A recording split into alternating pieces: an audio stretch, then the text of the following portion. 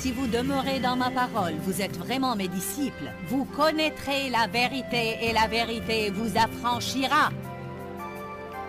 Restez avec nous dans Jouissez de votre vie.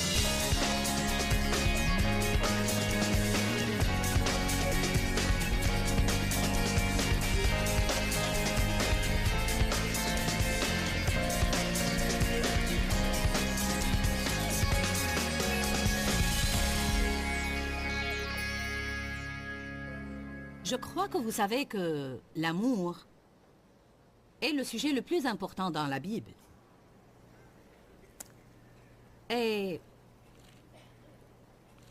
la Bible nous apprend à marcher dans l'amour, et non seulement à faire des études ou écouter des sermons sur l'amour, ou à parler de l'amour, mais à marcher dans l'amour. Et le fait de marcher est composé de plusieurs pas différents.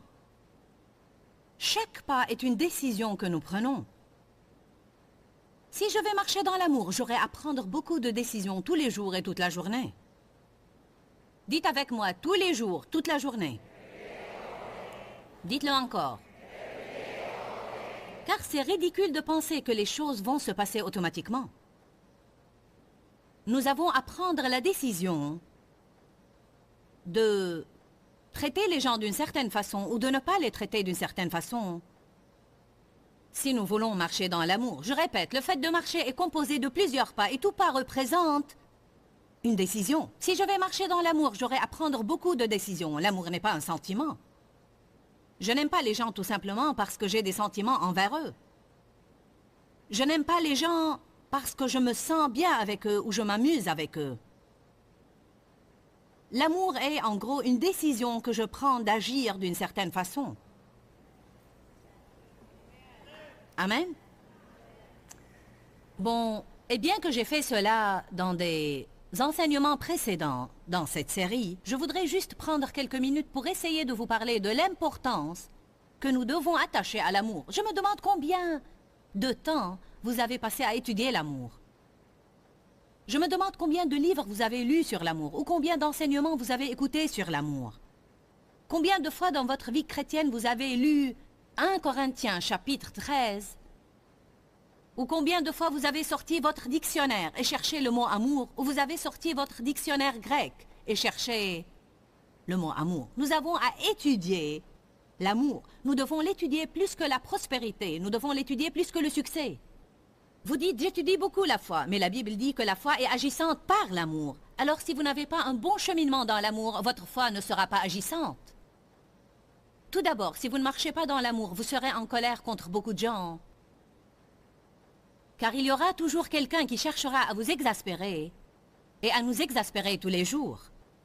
Nous risquons d'être vexés peut-être 100 fois par semaine si nous ne savons pas comment couvrir les offenses par l'amour. Alors, si nous sommes en colère contre tout le monde, nos prières ne seront pas agissantes. Alors peu importe combien nous étudions la foi. Si nous ne marchons pas dans l'amour, notre foi ne sera pas agissante.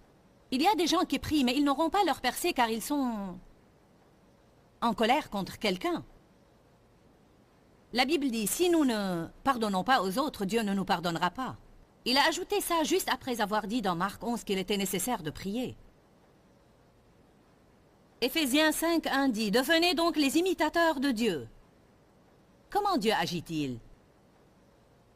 Imitez-le et suivez son exemple. Comme des enfants bien-aimés imitent leur Père terrestre. Et marchez dans l'amour. Marchez dans l'amour et ayez de l'estime l'un pour l'autre. À l'exemple de Christ qui nous a aimés et qui s'est livré lui-même à Dieu pour nous. Le cheminement dans l'amour n'existe pas sans sacrifice. Si nous voulons aimer les autres, marcher dans l'amour et faire plaisir à Dieu en marchant dans l'amour, alors nous devons nous livrer pour les autres. Nous devons être prêts à faire des sacrifices et à ne pas avoir toujours ce que nous voulons. Allez maintenant à Matthieu chapitre 22. Alors que je prêche ce message ce soir, peut-être que vous avez un témoin intérieur en vous qui pense « Je dois apprendre davantage sur ce sujet, je dois étudier l'amour, je dois prendre un cours sur l'amour. » Amen. Qui a besoin d'aller à l'université et de se spécialiser en l'amour? Très bien.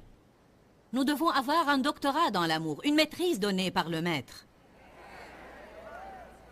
Alléluia. Vous devez étudier l'amour. Moi, j'étudie toujours l'amour d'une façon régulière. À un moment donné dans ma vie, j'ai étudié l'amour pendant des années. Littéralement des années. Parce que je me suis rendu compte que c'était la chose la plus importante que Jésus nous a demandé de faire. Il a dit, je vous donne un commandement nouveau, aimez-vous les uns les autres comme je vous ai aimés. Qu'est-ce qu'on va faire avec ça? Jésus a dit, laissez-moi vous donner un seul nouveau commandement. Un seul. Essayez ça pour le restant de vos jours.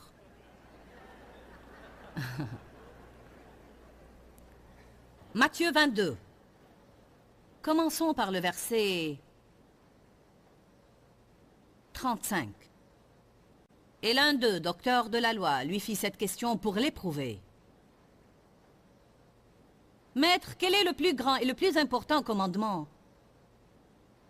Le commandement principal de la loi. La Bible amplifiée dit, certains sont faciles. Lesquels sont durs? Jésus lui répondit, tu aimeras le Seigneur ton Dieu de tout ton cœur, de toute ton âme et de toute ta pensée. C'est le premier, le plus grand et le plus important commandement. Et voici le second qui lui est semblable. Tu aimeras ton prochain comme toi-même. Alors je vois ici 3 relations dans lesquelles je dois tenir à marcher dans l'amour. Je dois aimer Dieu de tout mon cœur, de toute mon âme et de toute ma pensée.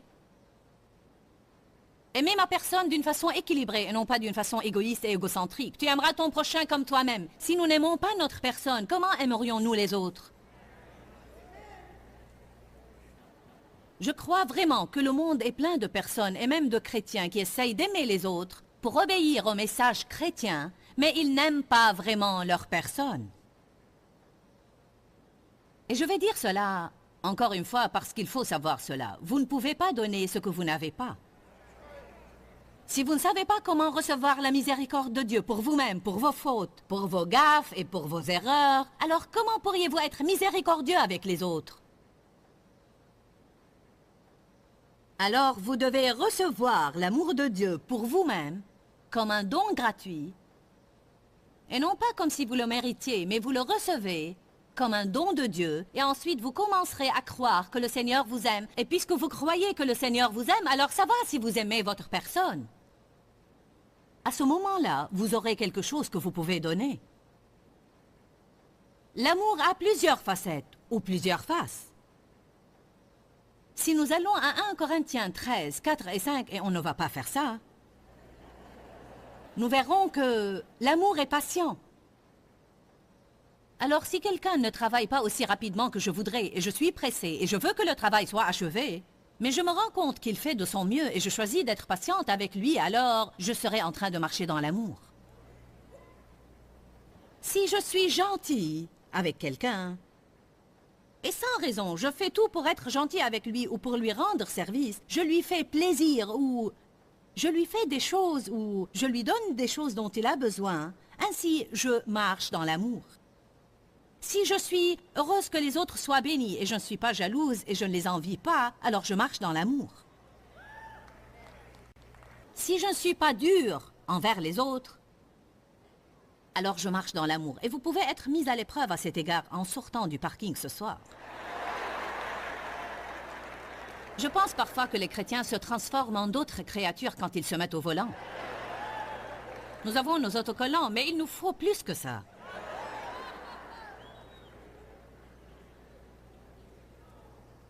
Amen. Alors 1 Corinthiens 13, versets 4 et 5 jusqu'au verset 8 nous présente des différentes facettes de l'amour. Et si je tourne mon visage de ce côté, vous verrez une facette de mon visage. Et si je le tourne de ce côté, vous verrez une autre facette. Et si je le tourne de ce côté, vous verrez encore une autre. Alors l'amour a plusieurs faces ou plusieurs facettes. Et on veut dire par là qu'il y a différentes façons dont nous voyons l'amour. Une des façons dont nous voyons l'amour est une façon dont on ne parle pas beaucoup. Mais la Bible en parle, et je voudrais que vous alliez à Éphésiens 4. Je crois que nous trompons les gens plus que nous l'imaginons. Et nous nous trompons nous-mêmes et nous enfouissons nos problèmes dans nos cœurs. pensez bien à ça. Est-ce que vous amassez vos problèmes? Un jour, il y en aura tellement amassé que vous ne saurez plus que faire avec. Au contraire, exprimons la vérité dans l'amour, dans toute chose, en parlant honnêtement, c'est-à-dire sans être hypocrite, c'est-à-dire en disant la vérité aux autres. Ceci ne veut pas dire être cassant, mais dire la vérité. En professant la vérité et en vivant la vérité, nous grandirons à tous égards vers celui qui est la tête. Je crois que ceci est très intéressant parce qu'il dit fondamentalement que je ne peux pas grandir spirituellement si je n'apprends pas à exprimer la vérité, à professer la vérité, à dire la vérité et à vivre la vérité. La vérité est très importante pour Dieu. Il ne veut pas qu'on mente l'un à l'autre. Si je vous dis ce que vous voulez entendre juste pour que vous ne vous mettiez pas en colère contre moi, alors je dois admettre que je suis en train de mentir. Et je dois admettre que mentir est un péché. J'ai lu un rapport qui dit qu'en moyenne, ceci semble incroyable, mais il dit qu'en moyenne, l'homme ment 200 fois par jour.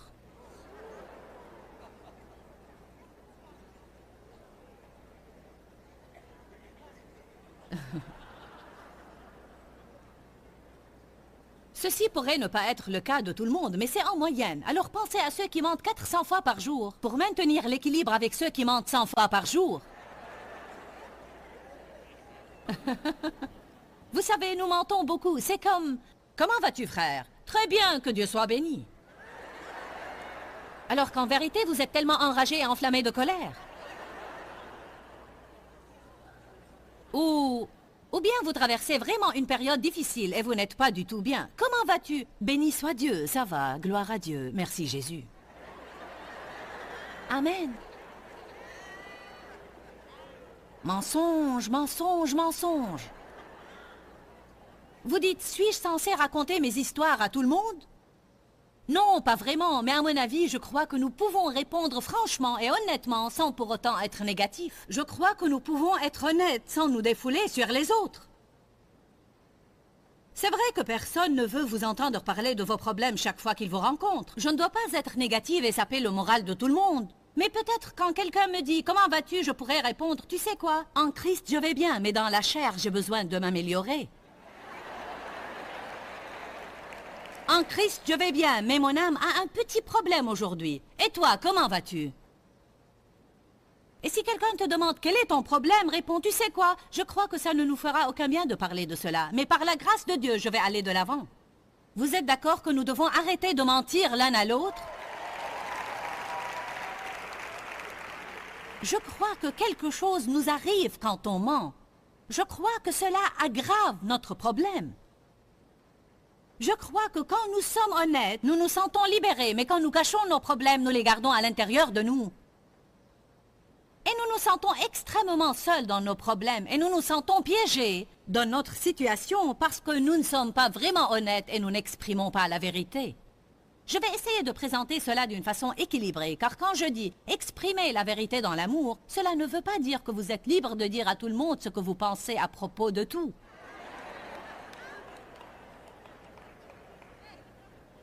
Mais le monde a besoin de vérité.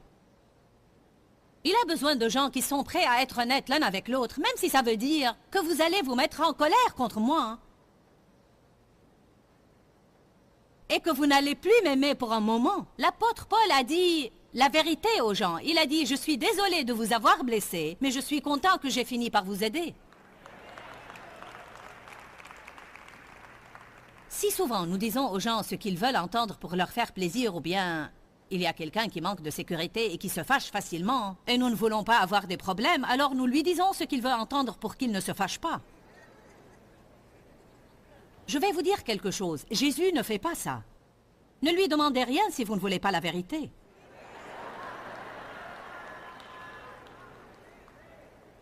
Amen. Vous lui dites « Oh Seigneur, qu'est-ce qui ne va pas en moi ?» Et il vous répond « Les gens ont du mal à s'entendre avec toi, c'est ce qui ne va pas en toi. »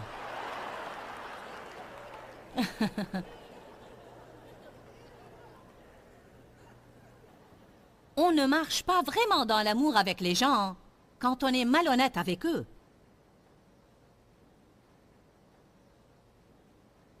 Si nous voulons marcher dans l'amour, nous devons apprendre à être honnêtes avec Dieu.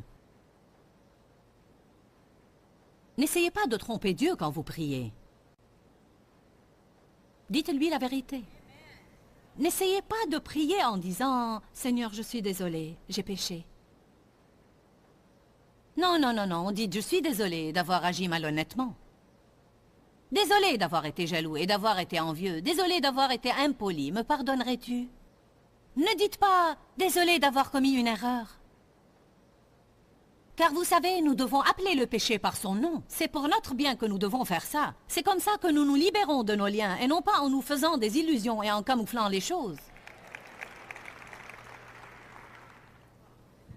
Vous savez ce qui nous libère? La vérité. Vous voulez savoir pourquoi je suis là aujourd'hui?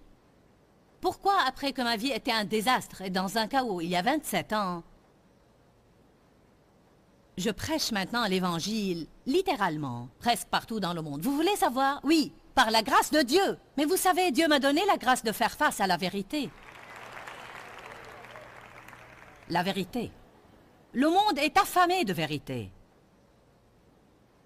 Oui, je vais vous parler du fait de dire la vérité aux autres personnes, mais je veux que vous sachiez qu'il y a 3 relations dans lesquelles vous devez être honnête. Dieu, vous devez être honnête avec Dieu. Dites à Dieu ce que vous pensez. Seigneur, je n'aime pas cette personne. Elle m'irrite. Chaque fois que je la rencontre, je me sens irritée. Mais je sais que tu ne veux pas que je reste comme ça. Arrêtez d'être si spirituel avec Dieu. Allez donc, je prêche bien ce soir.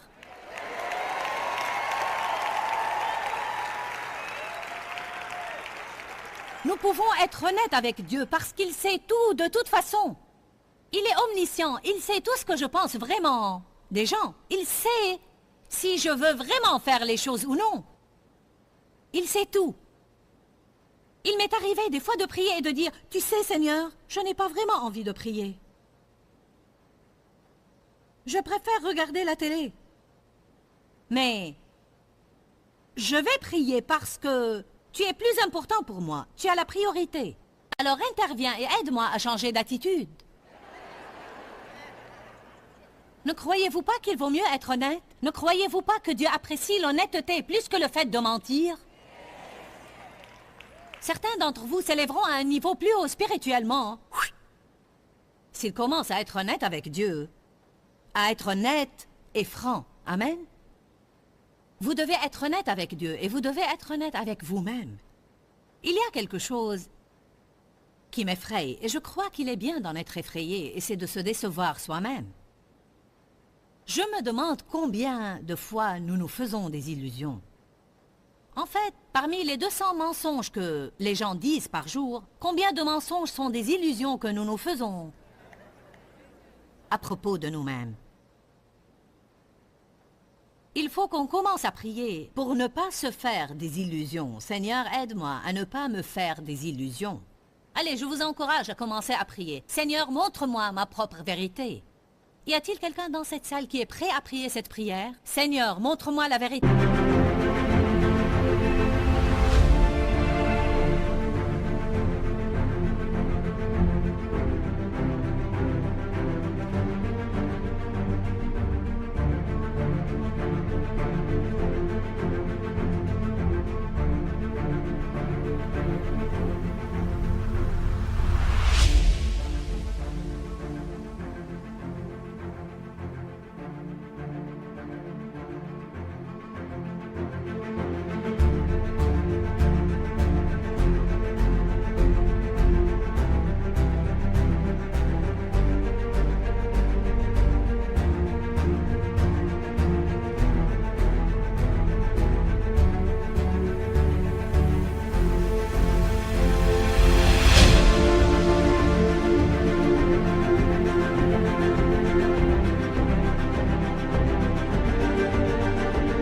Mots concernant. Ne demandez pas la vérité si vous ne voulez pas la connaître.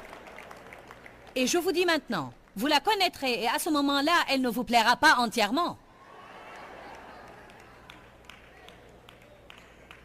Jean 8, versets 31-32. La parole, vous êtes vraiment mes disciples. Vous connaîtrez la vérité et la vérité vous affranchira. Amen. Vous qui êtes assis devant votre télé maintenant, ne croyez pas que vous pouvez vous installer confortablement chez vous alors que je prêche à cette assemblée ici. Ah non, je m'adresse à vous aussi. Amen.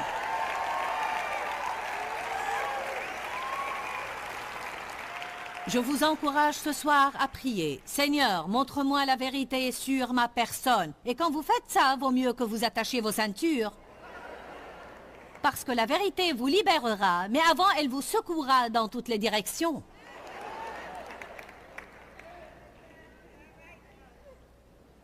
J'étais vraiment trompée au début de mon cheminement avec Dieu. Je croyais que j'étais tellement spirituelle, tellement sainte et tellement religieuse et tellement ceci et cela, etc., etc. J'étais comme les pharisiens, je veux dire que je jeûnais, je priais, et je faisais toutes ces choses-là, et je jugeais de façon catégorique tous ceux qui n'étaient pas aussi spirituels que moi, etc., etc. Je priais toujours pour que Dieu change les autres. Je vous dis la vérité, oh Seigneur, il faut que tu changes Dave. Seigneur, il faut que tu changes mes enfants, il faut que tu changes mes voisins. Mais un jour, Dieu m'a dit, Dave n'est pas le problème. Qui est le problème alors? Il n'y a dans cette relation que lui et moi. Et quand Dieu m'a montré la vérité sur moi-même, j'ai pleuré pendant 3 jours. Parce que je m'étais trompée et je m'étais fait des illusions à propos de moi-même. Combien de fois nous attribuons la responsabilité aux autres alors que nous sommes le problème?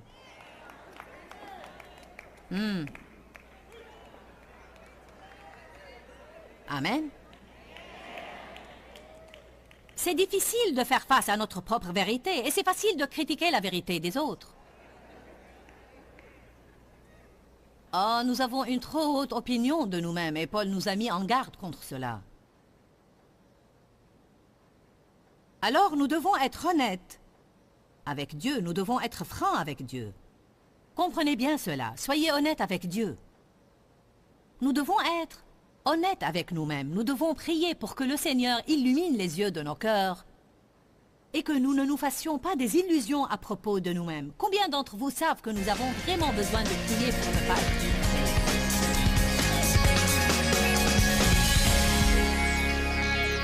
Dire la vérité par amour est un sujet très important.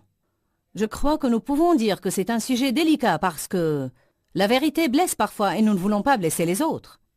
Alors comment faire? Je crois que nous pouvons assaisonner nos paroles, ajouter du sel à nos paroles pour ainsi dire, c'est-à-dire faire attention comment nous disons les choses. Nous pouvons dire les choses de la meilleure façon possible, d'une manière aussi douce que possible. La Bible dit dans Jean chapitre 8 que c'est la vérité mise en pratique dans notre vie qui nous affranchit. Je crois que même dans les relations, si nous ne sommes pas honnêtes, nous entravons le développement et le progrès de ces relations ainsi que notre cheminement dans l'amour. Alors je veux vous encourager à apprendre autant que possible à propos du fait de dire la vérité par amour. Et c'est ainsi que nous grandirons. N'oubliez pas qu'il y a la vie dans la parole. Quand, Seigneur, quand? Dans ce livret, Joyce Meyer vous apprend à faire confiance au temps de Dieu. Pour obtenir ce livret gratuitement, écrivez-nous à Joyce Meyer, boîte postale 40095-6300, Larnaca, Chypre. Ou bien visitez notre site web www.joycemeyer.org/fr.